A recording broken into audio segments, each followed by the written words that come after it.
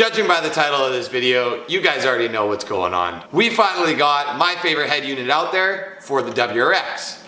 We got the Idoing head unit. I didn't even watch that fall, and I'm surprised I caught it. It's all about the effect, boys. These head units are sick. If you guys have been following the channel for a while, you would know I run these head units in pretty much every single one of the builds. And in this case, this is a treat for this car, honestly, because this thing's a piece of shit. Like, I could probably put a dent in the quarter panel with my hand. Oh, look at that, we did.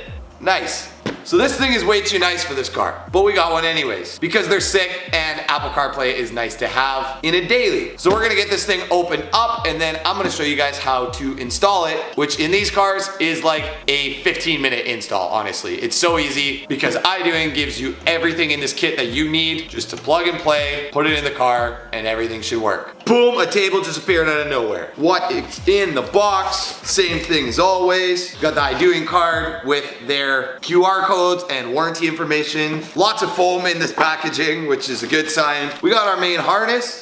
Then we got all of our accessory harnesses right off the bat. Another thing that's cool about Idoing, if you are just getting into cars and you don't have much tools, they actually include 2 plastic trim tools for removing the trim you need to get the old head unit out, which is sick. I probably have 50 of these by now. Now let's just dump the rest of the harnesses out, honestly. And I'm gonna set aside the ones that we are not gonna be using today. This harness here is for a SIM card. If you guys wanna put a SIM card in this head unit, you can, and then you can get a data plan for it, and you can have internet on your head unit all the time. But we're not gonna do that because I'm broke. Next harness has your mic wire and your e-brake wire on it. Then there is 2 USB harnesses. There's a single USB harness and then one with 2 USB ports on it. The single USB port harness is for Apple CarPlay. The other 2 are just for charging. So we're definitely gonna be using those because who doesn't want 3 ports to charge your phone when you're driving? Next thing is the 4G modem or router or whatever you wanna call it. I'm not gonna be using this either because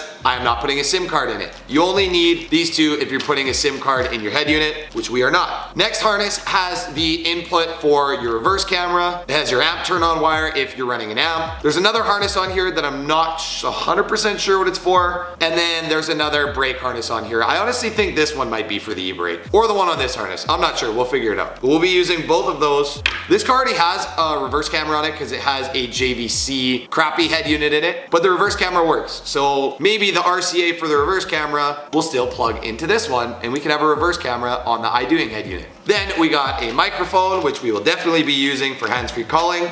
And then it also comes with a GPS, which I will honestly not be installing. I did install one on my Civic and it works damn good if you can get this GPS piece near the front of your windshield where it can see a clear signal to the sky. If you put it under the dash or you mount it anywhere hidden, you're not gonna get a good signal and it's not gonna work. But if you're using Apple CarPlay, you can use Google Maps or Apple Maps on your phone and it'll come up on the head unit anyways. So we're not gonna be installing this either. Next harness is all of your RCA ports. Now, this harness is mostly for if you are running an aftermarket amp, then you're gonna be running your RCAs from the amp to the head unit. If your amp is controlling the subwoofer, you're gonna go to your subwoofer RCA port and your auxiliary RCA port. And then you have your speaker left out, speaker right out, front speaker left, front speaker right, and then 2 more auxiliary ports. We're not gonna need this because we are just gonna be installing this plug and play with the factory speakers. Now for the head unit itself, which comes pre-installed with the dash kit, I think. I shouldn't say that's all because 90% of head unit companies don't even give you half of the stuff. They just give you the head unit and then they're like, guess what? It's an extra 50 bucks for the conversion harness. And then if your car runs security through the head unit, they're like, guess what? It's another $270 or whatever the hell for the adapter harness to get your security system to run through it or whatever it is.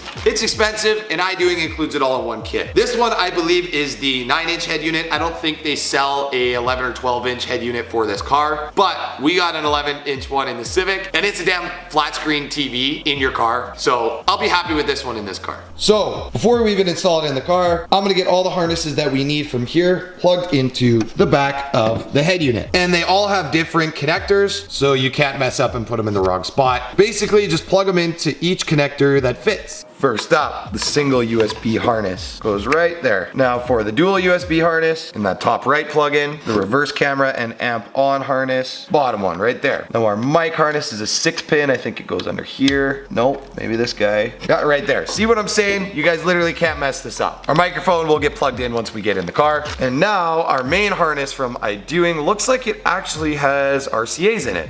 So this black end is gonna plug into the head unit right here. Now I get to show you guys why I said these head units are so simple to swap out. And I'm pretty sure the factory head units are the exact same thing because they're mounted the same way. So I'm gonna take this trim tool. We're just gonna shove it in between this plastic trim that goes around the head unit, and we're just gonna pop it right out. The only part that's tough is the top, but if you just shove it in there, you can pop it out pretty easy. Yeah, there's only 6 clips on the back of this piece. Once you get this piece out, you're gonna grab a Phillips screwdriver and you're gonna take your 4 screws out that are holding the head unit in. Oh wait, I lied. There's 6 screws. There's 2 a little bit deeper in there. Need a little bit of a longer screwdriver for those back ones. Now we should have them all out and she should come right out. And now the antenna disconnected on its own already. I'm just gonna disconnect all of the wiring that goes to this head unit. Someone already spliced into the factory wiring on this car, which is always fun. We'll see if we have any issues. There's a ground wire on the side. So we got our reverse wire still here, and there's a purple wire back here in the factory harness that's cut. Not sure what that's for. And then our antenna wire. So now let's get this head unit taken out of here. Grab the Idoing one and see what we got to do to mount this thing. Okay, so I got the head unit plugged in now. I only plugged in this main harness. And now I'm realizing that the Idoing harness must be a generic harness for this year of Subaru, or just a generic harness for a couple different years of Subarus, because we're not going to use either of these connectors or these RCAs. All we're going to use is this main connector right here. So honestly, I'm probably going to cut these out. So with the Idoing head unit plugged in, I don't even have this factory ground hooked up to the bracket, and she turns right on. But the first thing I notice, and I'm not gonna play music or else this video will get taken down, but I notice if I dial this all the way to the front of the car, only the rear speakers play. If I dial it to the back, the front speakers play. If I dial it to the right, the left speaker plays. It's all backwards. So if you look here in this car, the previous owner decided to hack up the old harness, and there's some wires here that aren't even connected to anything, and I don't know what they're for. So I'm gonna whip up a wiring diagram real quick. I'm gonna wire all of the factory wires to the proper pins on this connector so that our volume adjustment is actually going to the right spots. And all it is that they mixed it up. Like you can see the purple and black wire on this side of this generic harness that somebody wired into the factory wires is way over here on the connector. And if you look at the purple wires coming from the Idoing head unit, they're on the other side. So these are not pinned properly. And honestly, the solders in those aren't very good because I literally just pulled the wire right out. Those must just be crimps or something, because I barely pulled on that. You guys just saw that live on camera. It just came right out. So yeah, let me whip up a factory wire diagram. I'm gonna get this all fixed up, and then all we're gonna do on this Idoing head unit is plug this factory harness in. We're gonna have to run our mic wire and stuff like that, and then the reverse camera that I have in here actually does work. So I'm gonna plug that in, and then I will show you guys the install guide for what pin you have to use for the reverse gear voltage signal. I believe it was pin 3 on the factory connector, so it's this brown wire right here. But we'll get to that in a sec. I'll also put a link in the description that Idoing sent me for the reverse camera install guide.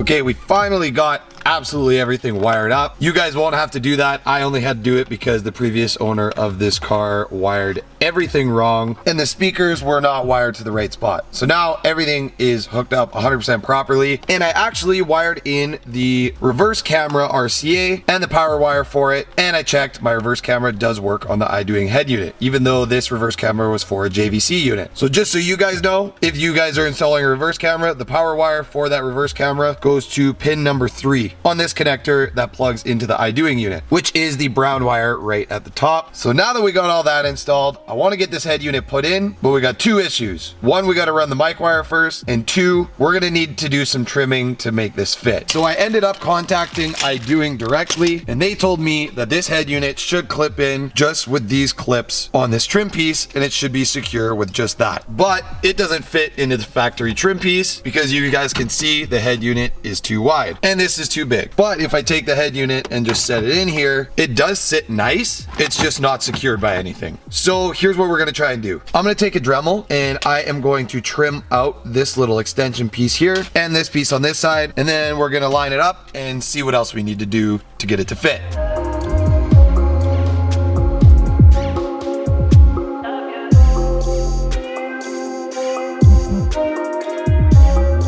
So we got it all trimmed up perfectly now. As you can see on both sides, it's pretty much dead even, and it looks as close to perfect as we're gonna get. From the bottom, you can't tell I ever trimmed this anywhere. And this is what it looks like from the back side. So we just trimmed out the sides there and the side here. All the locking tabs are on the whole way on the bottom and on the top. So she is ready to finally go in the car. Next thing we're gonna do inside of the car, since we already got our Idoing harness wired up and we got the reverse camera wired up and our antenna wire will fit right into the head unit. This is the factory antenna wire. The next thing I want to do is run our mic, and I always like to mount them up on the 8-pillar up here. I find the audio quality is the best. It doesn't sound like you're absolutely screaming into it like if you put it right here. So I put it here and then I run the mic down this 8-pillar, and then on Subarus what I always do is take off this trim panel here. I'll run it in behind there and then just kind of run it above where your gas pedal is and stuff like that, in behind this trim panel, and then it'll come in from behind right there into behind where the head unit sits. Then the only other two things we're going to need to route when we put the head unit in is our USB cables, and I'm going to run those down in behind the climate controls. They're going to come out by the gear shift here because the previous owner decided to cut a hole in the dash trim right here, and it fits this little USB adapter that he had in here perfectly. So we'll see if I'm going to use this. It does have 3 ports on it, which I could put one of the double USBs to this, and then I could have 3 chargers on this, charging out the head unit for charging phones and stuff. But I might just loosely let the USB cables hang out of here. I haven't decided yet. The trim panels literally just pop up. You just gotta pull on them. If you remove this back one first, then you can remove the front one,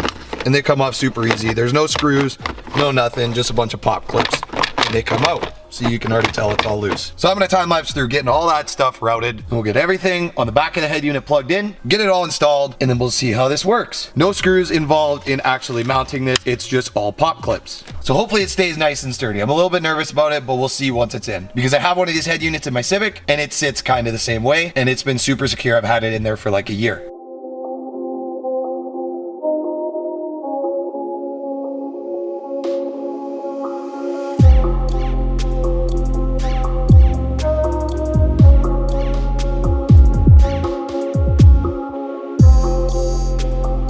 And now for the most satisfying part of this entire install.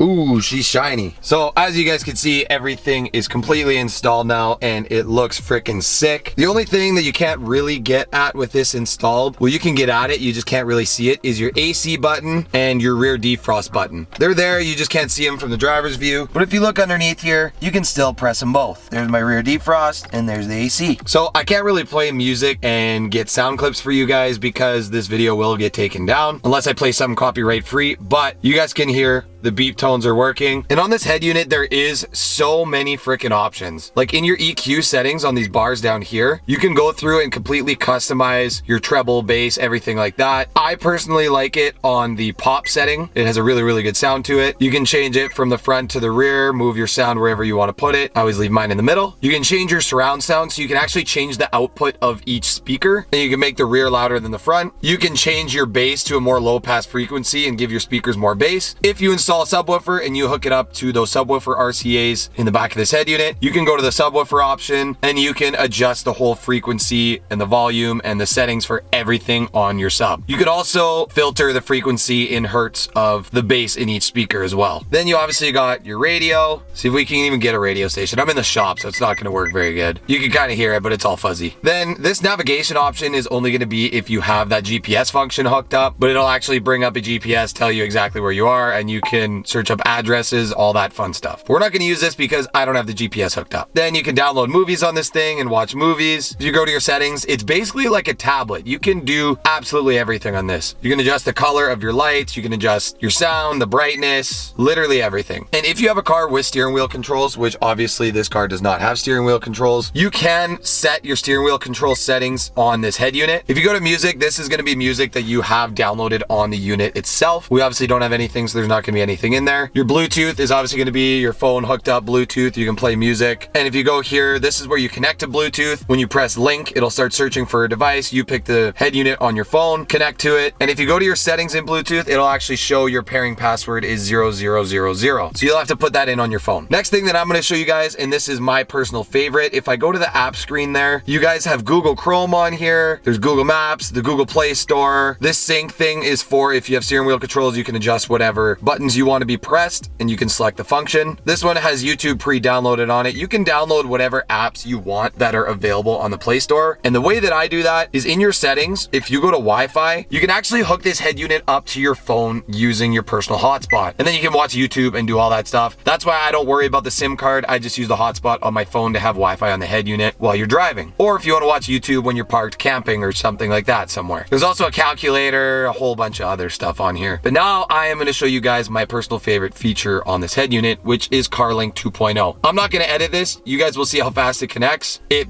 didn't hesitate whatsoever. It's already connected to my phone on Bluetooth to Apple CarPlay. And as you can see, if I go into my music right now, that's the first song that pops up. If I press play, it's going to start playing right away, which you guys can hear it's playing. And this CarPlay is your standard Apple CarPlay. You got Google Maps, you got your whole phone book, and you got your music. And you can go back to apps, you got podcasts, audiobooks, all that fun stuff. So yeah, she's installed and it looks sick and I'm happy with it. And as you guys can see up here, we got our mic installed. It's super dark in here, but it looks really good and it's nice and clean. All the wires are hidden. I also have all my USB cables coming out right here. I'm gonna figure out something to do with those on another day. So now that we got it installed, that is gonna be end of today's video. Thank you guys so much for watching. These are my freaking favorite head units. They are unreal. I put one of these in every single one of the builds because they're just good for daily driving. You have Apple CarPlay, you have hands-free calling. It actually makes this speaker sound a lot better than stock, and they're pretty cheap. I haven't seen any videos on YouTube for the older style Subarus on installing these head units. So if you guys are watching this video, make sure you give it a thumbs up, make sure you guys are subscribing, all that fun stuff, because I think I'm the only video on YouTube for the GD chassis Subarus installing these head units, which is pretty cool. So peace out, you guys. Thank you so much for watching. I will catch you in the next one.